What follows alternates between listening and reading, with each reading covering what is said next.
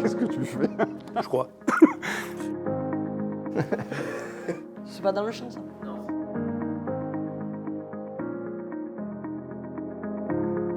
Le plus gros changement, c'est la place de l'agriculture dans la société depuis 1945.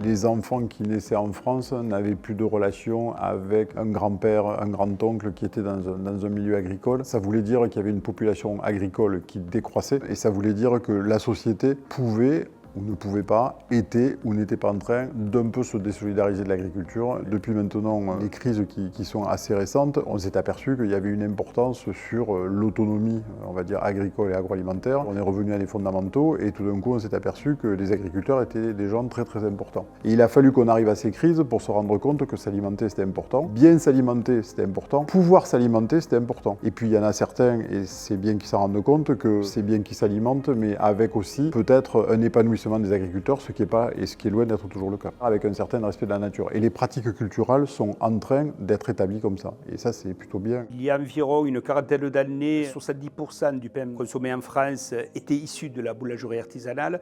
Aujourd'hui, 50 boulangeries artisanales et 50 industries et GMS. Je crois que le consommateur a complètement changé. Il a envie de s'identifier aux produits. Il y a peu d'entreprises comme les nôtres qui sont capables de proposer une baguette qui démarre dans la terre, quoi. C'est important pour nous et ça a du sens. Ouais. Sur l'évolution, aujourd'hui, on se rend compte qu'on va de plus en plus vers du blé de qualité. Et là, on sait faire, chez Arteris, de la disponibilité. Et là, on sait faire. Il faut que l'on s'oriente de plus en plus vers une bonne transition énergétique. On fait du local, on fait même de l'hyper local, on va dire. Et chaque année, on retourne voir les clients avec des planifications. Chaque année, ça évolue. Il y a tellement de paramètres qui rentrent en jeu, comme la météo, l'offre et la demande du marché, qui font que tous les jours, c'est différent. Mais chaque année, on essaye d'adapter notre production aux besoins du marché. Pas trop produire pour créer un volume qui soit trop fort sur le marché et qui va faire baisser les prix. Donc il faut toujours bien surveiller ce qu'on met en production. Sur l'empreinte écologique et carbone, on lance cette année la mise en place de panneaux photovoltaïques sur le siège de Castelnaudary. Donc on le fait avec un partenaire qu'on a voulu régional qui s'appelle Solveo. Et enfin l'agriculture d'érable, où on incite nos agriculteurs à avoir une agriculture plus respectueuse de l'environnement et assurer la transition écologique.